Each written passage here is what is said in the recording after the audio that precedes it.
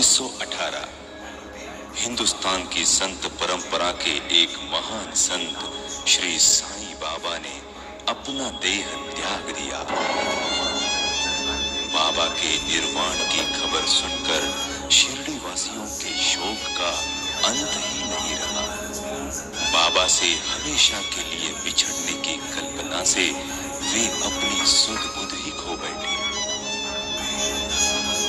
लेकिन क्या वाकई में बाबा उन्हें छोड़कर चले गए थे?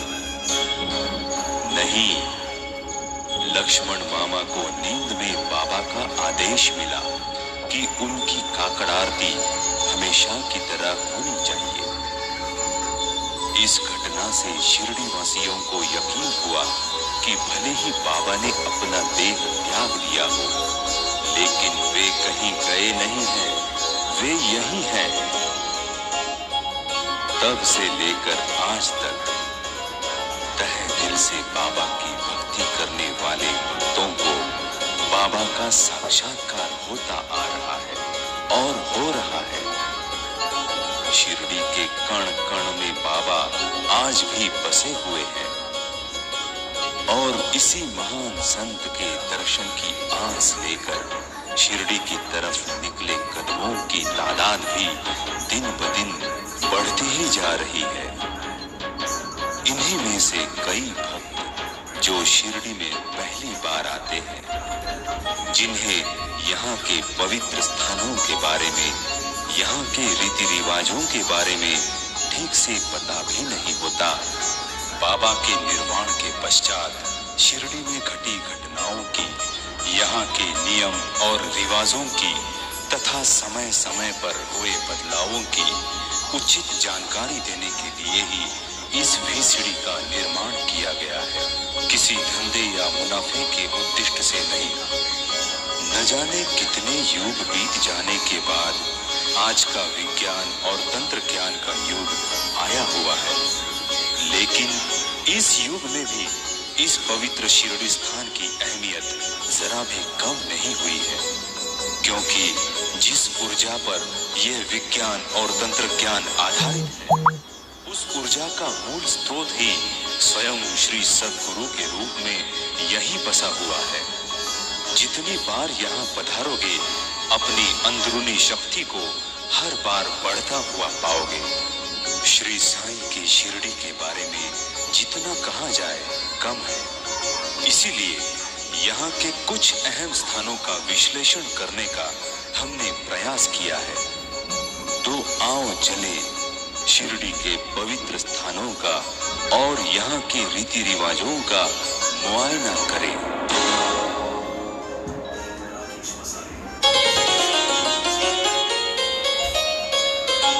शिरडी की महिमा सुनकर इस पवित्र स्थान पर आने वाले भक्तों की तादाद अब काफी बढ़ चुकी है।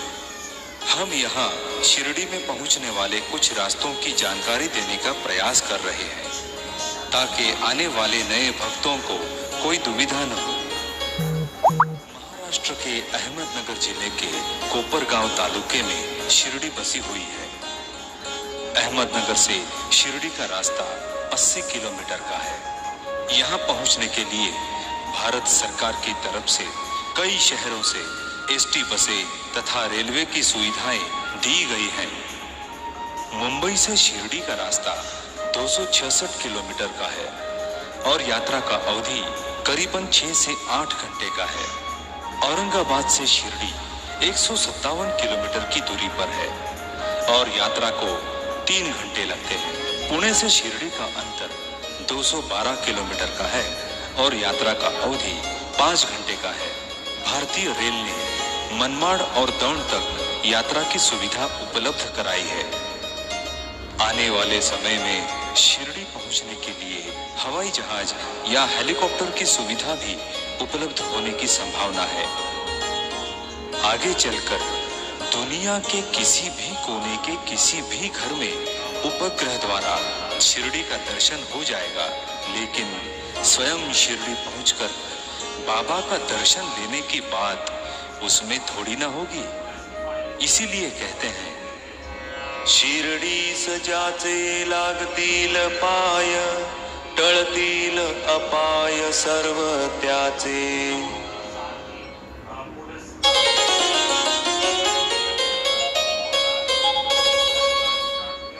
मनुष्य के जीवन में गुरु का स्थान काफी अहम माना गया है। जिस पर गुरु की कृपा हो वो दुनिया की किसी भी शक्ति का मुकाबला कर सकता है। श्री साईं सच्चरित्र के 19वें अध्याय में गुरु की महानता का यथार्थ वर्णन किया गया है। शिरडी के एक व्यक्ति के शरीर में साक्षात खंडोबा का संचार हुआ।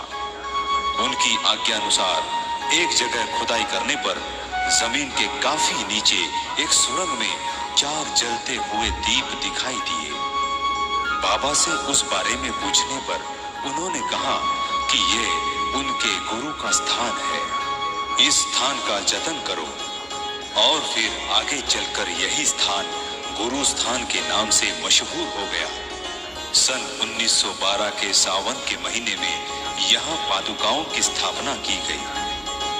कुछ लोगों के अनुसार बाबा के गुरु सूफी, फकीर या वेंकुशा थे, तो कुछ लोगों का यह भी कहना है कि इसी जगह जमीन के नीचे सुरंग में स्थित अपने गुरु के समाधि के पास बैठकर बाबा ने 12 सालों तक तपस्या की। 19वें अध्याय में बाबा कहते हैं कि गुरु का ध्यान करते वक्त मैं अपनी भूख प्यास सब भूल जाता हूँ। इस गुरु स्थान जैसी महान और पवित्र जगह इस धरती पर शायद ही कहीं होगी। यहाँ गुरु के तेजोमय किरणों की लगातार बारिश हो रही है। उसे अपने मन की आंखों से देखकर उसका आनंद लो। जो जो जयाचा गुरु असावा त्याचेच ठाई दृढ विश्वास वसावा। अन्यत्र तो कोठेही नसावा मनी ठसावा गृहार्थ हा। गुरु स्थान के बारे में स्वयं बाबा ने कहा है कि जो भी हर गुरुवार और शुक्रवार को सूर्यास्त के समय यहाँ पर धूप जलाएगा उसका कल्याण होकर रहेगा। यहाँ आकर बाबा ने अपने गुरु के लिए जो जो किया था उनका स्मरण करो और उनको अपने चाल चलन में लाने की कोशिश करो। और सबसे महत्वपूर्ण संदेश जो स्वयं बाबा ने अपने भक्तों को विशेष रूप से दिया है वो यूं कि जब भी कभी किसी भी भगवान या गुरु का दर्शन करने जाओ तब अपने गुरु का स्मरण करो और दर्शन लो। उस स्थान पर अपने गुरु को अवश्य पाओगे। श्री साईं सच्चरित्र की घोलप स्वामी की कथा इसी बात का प्रमाण है। कोणाची कीर्ती कितीही असो आपुले गुरुची मुळी ही नसो। परी स्वगुरु ठाईच विश्वास वसो हाची उपदेश येथिला।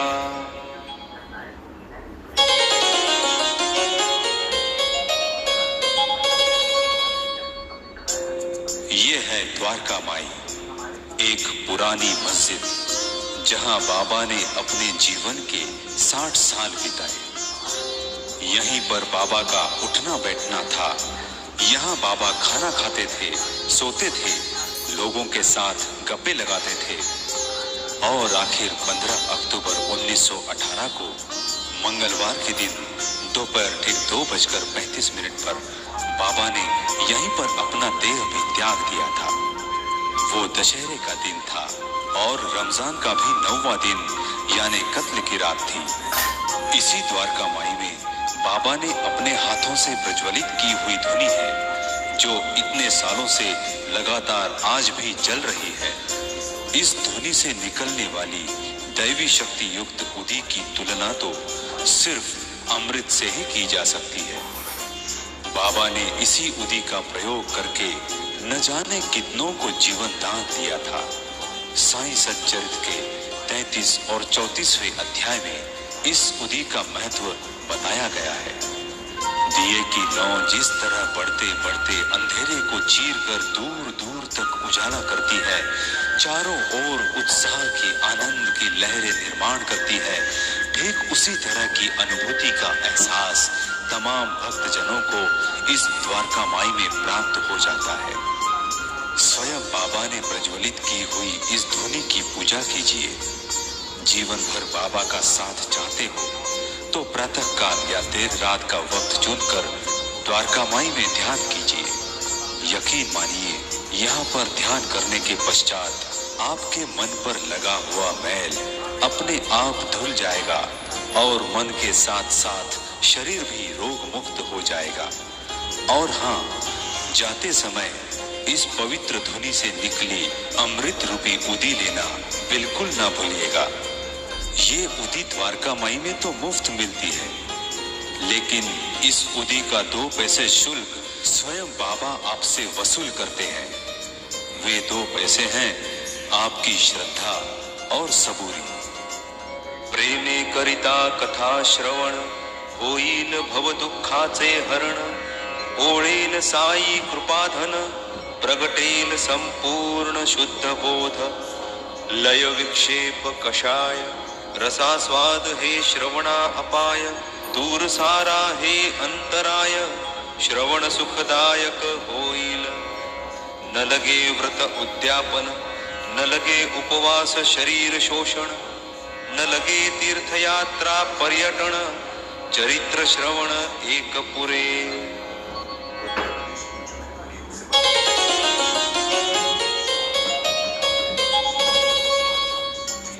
यह है चावड़ी, इंसाफ का मंदिर। बाबा यहाँ न्यायदान किया करते थे और यहीं पर आराम भी फरमाया करते थे। हर दूसरे दिन बाबा चावड़ी में ही सोया करते थे। यह सिलसिला 10 दिसंबर 1909 से शुरू हुआ। रात को बाबा अपनी गठरी खोलते थे और उसमें से 50-60 मांजर पाट के टुकड़े निकालकर उनका बिस्तर बनाते थे। जब रात को उनके करीबी तात्याबा अपने घर जाने के लिए निकलते, तब बाबा उनसे कहते, जाते हो तो जाओ, लेकिन मेरी फिक्र करते रहो। रात को बीच बीच में मेरी खबर लेते रहना। ये वो जगह है जहां सच और झूठ का फैसला यकीनन होता है। अगर आप सचमुच अन्याय से पीड़ित हैं, तो यहाँ बैठिए। अपने मन को एकाग्र करके तहे दिल से सोचिए कि बाबा आपके सामने बैठे हुए हैं और आपको सुन रहे हैं। फिर अपनी फरियाद आप बाबा को सुनाइए। श्रद्धा और सबूरी रखिए, यकीनन आपको न्याय मिलेगा। मज भजतीचे अनन्यपणे सेविती नित्याभियुक्त मने। तयांचा योगक्षेम चालविणे ब्रीद हे जाणे मी माझे। हेची भगवद्गीता वचन साई म्हणती माना प्रमाण।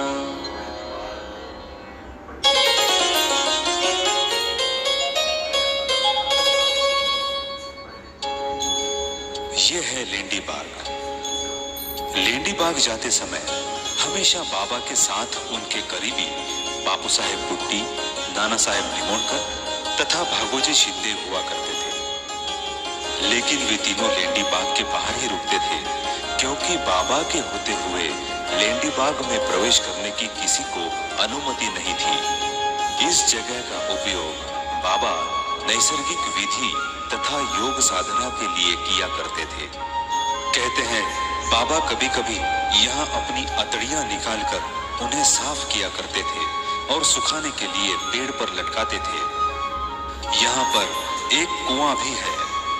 इसी कुएं के पानी से बाबा लेंडी बाग के पेड़ पौधों को पानी दिया करते थे। और यहाँ पर एक नंदा दीप भी है, जो उस वक्त से लेकर आज तक बिना बुझे जल रहा है।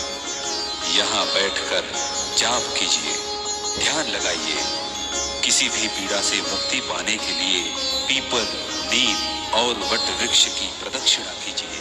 विश्वी भरले जयाचे मी पण, तयाचाच अंश माझेही मी पण।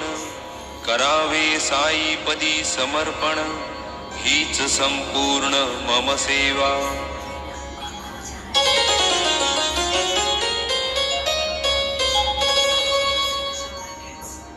श्री साईं सच्चरित के 39वें अध्याय के अनुसार बाबा ने बापू साहेब बुट्टी को नींद में आकर दृष्टांत दिया और कहा, आप एक ऐसे वाड़े का निर्माण कीजिए जिसमें एक मंदिर हो। वहां हम सब मिलकर खेलेंगे, कूदेंगे, मौज मस्ती करेंगे। और फिर बाबा के आदेशानुसार बापू साहेब बुट्टी ने एक भव्य वाड़े का निर्माण किया। यही है वो बुट्टी का वाड़ा जो आगे चलकर सारे विश्व में समाधि मंदिर के नाम से मशहूर हो गया। देह त्यागने से पहले बाबा ने इच्छा प्रदर्शित की थी कि उनके देह को इसी वाड़े में लाकर रखा जाए। और फिर बाबा की इच्छा के अनुसार उनका देह बुधवार 16 अक्टूबर 1918 की शाम एकादशी के दिन इस मंदिर के गर्भगृह में लाकर रखा गया। ये वही समाधि है जहां एक बार माथा टेकने दुनिया भर से लोगों की भीड़ उमड़ पड़ती है। 7 अक्टूबर 1954 को स्वामी शंकरानंद के हाथों से यहाँ बाबा की मूर्ति की स्थापना की गई। आज बाबा यहाँ बैठकर अपने तमाम भक्तों पर नजर रखे हुए हैं। किसी को अपने हाथों से आशीर्वाद देते हैं तो किसी को अपनी आंखों की किरणों से। अपने पास जो भी है वो बाबा अपने भक्तों में बांट रहे हैं। विज्ञान और तंत्र ज्ञान से हम चाहे कितने भी प्रगत हुए हों, लेकिन बाबा को देखने की शक्ति हम आज भी प्राप्त नहीं कर सके हैं। माझी सेवा माझे भजन अनन्यपणे मजसी शरण, तो होय मद्रूप जाण भगवंत वचन भागवती। अपने तन मन से बाबा के पवित्र चरणों को स्पर्श करें। हो सके तो फूल, हार एवं गंध चढ़ाए। प्रातः काल और दोपहर की आरती में अवश्य हाजिर रहे। प्रातः काल की आरती के समय आप यकीनन महसूस करेंगे कि बाबा आपके सामने बैठे हुए हैं। और दोपहर की आरती करने से यकीन मानिए आपकी सारी मुसीबतें टल जाएंगी। अनंत कोटि ब्रह्मांड नायक राजाधिराज योगिराज परब्रह्म श्री सच्चिदानंद सद्गुरु साईनाथ महाराज की जय।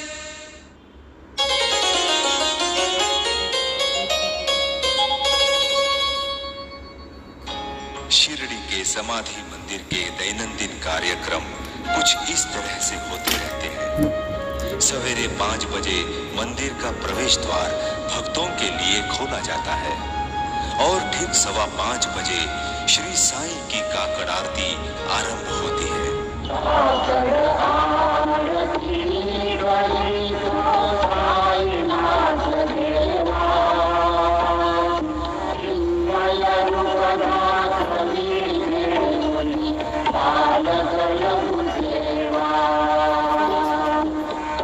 समाधि मंदिर के दिन क्रम में सवेरे होने वाली काकड़ आरती का अनन्य साधारण महत्व है। इसकी वजह यह है कि 15 अक्टूबर 1918 को अपना देह त्यागने के पश्चात स्वयं बाबा ने लक्ष्मण मामा के ख्वाब में जाकर कहा कि वे स्वर्गवासी नहीं हुए हैं, वे जीवित हैं। इसीलिए उनकी काकड़ आरती हमेशा की तरह होनी चाहिए। इस घटना का संदर्भ देकर तमाम साईं भक्तों से हम गुजारिश करते हैं कि काकड़ आरती के समय स्वयं बाबा वहां मौजूद रहते हैं और अपने भक्तों को दयालु दृष्टि से निहारते रहते हैं। इसीलिए काकड़ आरती के समय समाधि मंदिर में उपस्थित रहकर स्वयं बाबा की कृपा दृष्टि का लाभ उठाइए और उनसे आशीर्वाद प्राप्त कीजिए।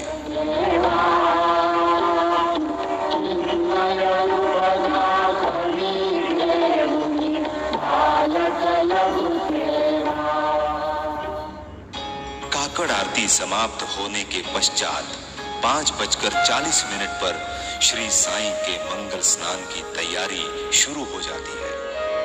मज भजतीचे अनन्यपणे सेविती नित्याभियुक्मने तयांचा योगक्षेम चालविणे ब्रीद हे जाणे मी माझे हेची भगवद्गीता वचन साई म्हणती माना प्रमाण। समाधि स्नान के बाद लगभग 6:45 बजे पंढरपुर आरती की जाती है। शिरडी माझे पंढरपूर साई बाबा रमावर बाबा रमावर साई बाबा रमावर शुद्ध भक्ते चंद्रभागा भाव पुंडलिक जागा पुंडलिक जागा भाव पुंडलिक जागा।